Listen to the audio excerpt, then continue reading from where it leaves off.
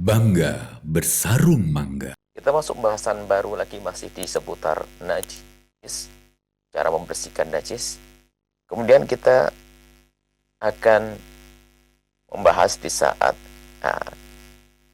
kita sudah putus asa di dalam mensucikan satu najis. Karena begitu kuatnya najis itu menempel.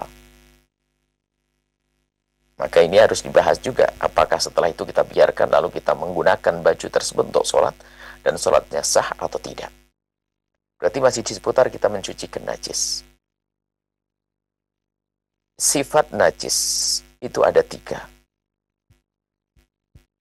Najis itu, najis ainiyah, itu najis yang ada sifat-sifatnya 3. Yang pertama adalah baunya.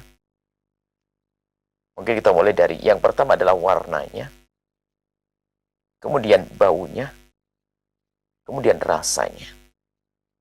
Rata-rata kita melihat najis itu terlihat dilihat oleh mata kita itu najis. Kemudian mungkin karena kita tidak melihat, sudah hilang bentuk najisnya, tapi mungkin tersisa aromanya, bau najis. Jika ternyata bau najis sudah tidak ada, mungkin masih ada rasanya. Menyelesaikan cara mensucikannya. Seperti kemarin, dibaginya najis mukhaffafah, mutawassithah, mughalladah. Secara hukum sama hasilnya, bahwasanya kalau kita lagi sholat membawa najis mukhaffafah, sholat kita tidak sah. Kalau kita melakukan sholat membawa najis mughalladah, tetap tidak sah. Najis mutawassithah tetap tidak sah. Sama tidak sahnya.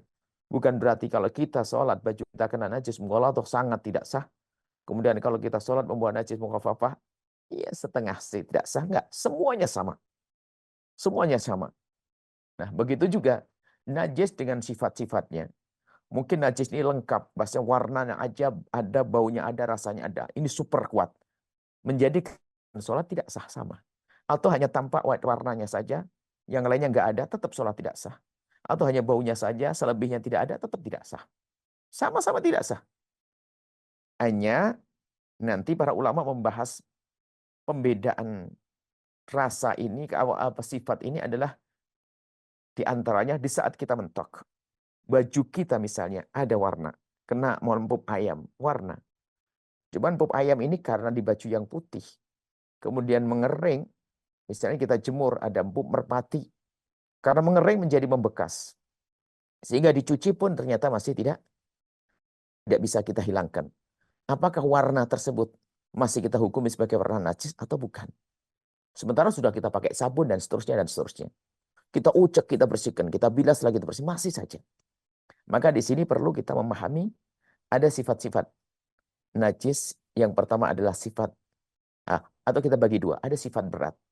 Sifat berat itu adalah sifat rasa. Rasa itu berat. Atau yang kedua adalah gabungan antara warna dengan bau. Rasa satu tok kuat. Kalau sudah ada rasanya berarti benar-benar ada. Kemudian sudah ada bau, ada bentuknya, warnanya. Itu juga kuat. Yang ringan ada 2. Yaitu yang hanya baunya saja atau warnanya saja.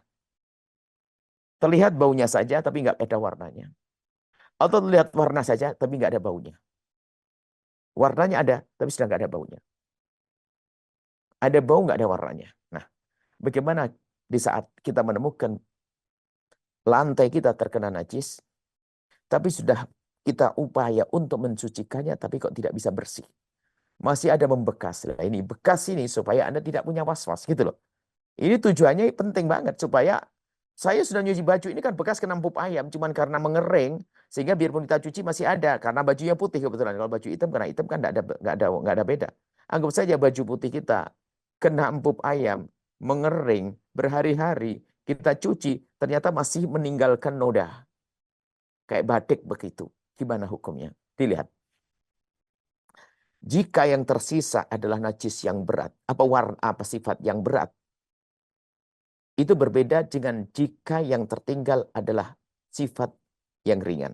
Sifat ringan itu adalah warnanya Anda tahu warna kotoran ayam adalah berwarna. Bukan bening, tapi warna. Nah, kemudian baju Anda yang terkena, ini warna kan ringan. Kalau hanya terkena warna, ada empuk ayam di baju Anda yang putih. Tugas Anda adalah Anda menyingkirkan najis itu, kemudian Anda cuci sekali. Kemudian Anda pakai bantu apa? Daun-dedaunan. Zaman dulu kan pakai dedaunan. Dedaunan yang bisa ngeresep dan menghilangkan noda. Kalau sekarang namanya sabun, lebih praktis. Anda sudah bantu dengan sabun sekali, 2 kali, sampai 3 kali. Sudah begitu Anda basuh, bilas. Atau begini, Anda cuci pertama, kok enggak bersih. Kedua, enggak bersih. Ketiga, enggak bersih. Sudah jangan dipikirin. Biarpun masih ada tertinggal warnanya, karena itu adalah sifat ringan, warna ringan. Yang penting Anda sudah cuci dengan benar, tersisa warnanya di baju putih tadi, maka dianggap najis. Biarpun Anda tahu bahwasanya itu kemarin karena kena empuk ayam. Tapi Anda sudah bersihkan dengan 3 cara tadi, 3 kali tadi. Anda basuh lagi, Anda basuh lagi, kok masih tertinggal, maka sudah dimaafkan. Dimaafkan. Akan tapi, kalau ini yang ringan ya, ringan adalah warna, atau yang ringan adalah bau. Ya kan? Ada enggak tahu bau apa sih? Kotoran ayam kelas apa? Kenapa? Kalau bahasa Jawa ada kotoran ayam namanya apa? Yang bau lencong. Ya, itu yang baunya. Nah itu anggap saja wallah alam apa? Di baju. Hilang warnanya. Tapi kok masih ada baunya? Dijilat, naudzubillah ya, jangan main jilat-jilatan juga. Jilat kan tidak dianjurkan. Anggap saja sudah, seandainya dijilat nggak ada rasanya. Tapi baunya masih ada. Kayak bau apa? Bau kecut, apa bau atau apa banyak, Pak. Sudah kita cuci sekali, kita cuci 2 kali, kita cuci 3 kali, kok masih ada baunya? Karena bau sendiri dianggap ringan, maka setelah Anda berusaha dengan 3 kali usaha, sudah dimaafkan.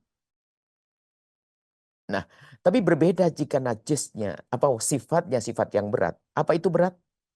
Rasa. Nggak tahu rasanya gimana. Anda jilat misalnya asin.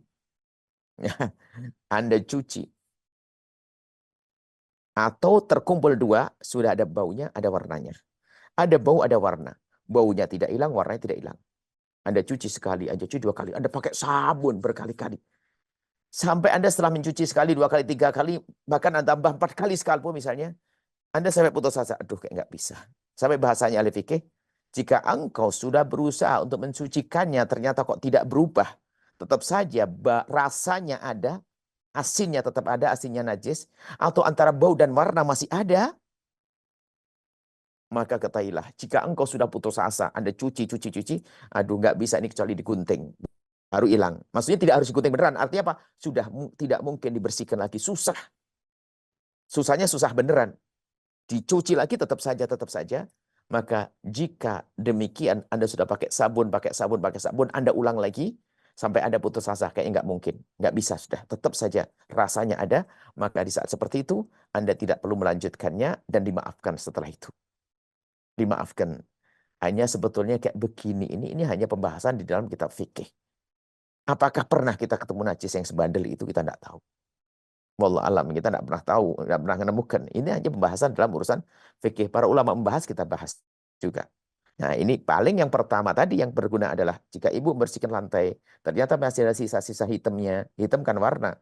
Anda cium tidak ada baunya. Seandainya, naudzubillah, Anda jilat pun tidak ada, ternyata masih ada meninggalkan noda, Anda besok Anda bersihkan dengan sabun, masih ada noda hitam, maka ketahuilah, cukup hanya warna yang tertinggal, maka Anda jangan pikirin, sudah dimaafkan. Atau kita anggap suci. Atau dimaafkan, selesai. Jadi sudah seperti suci hukumnya. Itu saja mungkin yang terpenting, karena bisa jadi itu tadi, baju putih itu kan sangat peka, sangat sensitif dengan noda. Sehingga kalau kena sesuatu najis yang hitam, warnanya masih tersisa di baju tersebut. Baik, ini saja. Kita langsung kepada hikmahnya Imam kita baca aja ringkas, kita supaya membaca kitabnya nyambung. Jika kita sudah membahas sesuatu yang terkena najis, tapi tetap tidak bisa hilang dari sifat-sifat najisnya, rasa, warna, dan bau, maka hal tersebut dimaafkan dengan catatan sebagai berikut. Dibedakan antara sifat yang berat dan ringan. Sifat berat, rasa saja, atau gabungan antara warna dan bau. Sifat ringan, bau saja, atau warna saja. Jika yang tidak bisa dihilangkan adalah sifat ringan, maka akan dimaafkan asal kita sudah berusaha dengan cara sebagai berikut. Lihat. akan dimaafkan. Cara berikut, membasuh hingga 3 kali. Sekali, 2 kali, 3 kali. Menggosok najis tersebut, digosok-gosok. Menggunakan bahan pembersih tambahan. Kalau dulu apa saja deh, kalau dulu apakah ada ya daun-daunan, sekarang sabun. Setelah begitu kok masih nggak bisa, maka itu dimaafkan. Kemudian, jika yang tidak bisa dihilangkan ini kami sebutkan, jika yang tidak bisa dihilangkan adalah sifat berat najis, yaitu rasa atau berkumpulnya bau dan warna, maka di samping kita berusaha dengan cara menghilangkan sifat najis tersebut, kita harus menambah upaya dengan mengulang-ulang cara tersebut sampai tidak ada harapan hilangnya sifat najis tersebut kecuali dengan dipotong. Maksudnya seperti tadi, kita sabun lagi, kita sabun lagi, kita sabun lagi, kita sabun lagi, mentok. Aduh, sudah capek kayaknya nggak mungkin bisa hilang. Kalau sudah putus asa begitu, berarti cara menghilangkannya seolah harus dipotong. Bukan berarti harus potong, maksud seandainya. Maksudnya kalau ingin menghilangkan, maka nggak mungkin. Dicuci sudah nggak bisa lagi. Maka itu sudah dimaafkan dan selesai. Artinya, bukan kita harus memotong sesuatu yang terkena najis tersebut. Akan tapi, karena begitu sulitnya najis tersebut, maka disucikan. Untuk disucikan, sehingga kita tidak bisa membuang najis tersebut, kecuali sesuatu yang terkena najis tersebut harus dipotong atau dibuang. Namun, pemotongan di sini hanya perumpamaan saja, bukan harus benar-benar dipotong. Kemudian, ini tinggal selesai.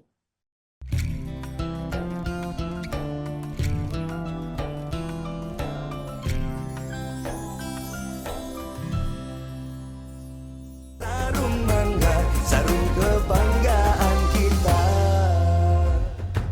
Bangga bersarung mangga. Sahabat Al-Bahjah TV, setelah menyaksikan video ini, jangan lupa bersolawat kepada baginda Nabi Muhammad.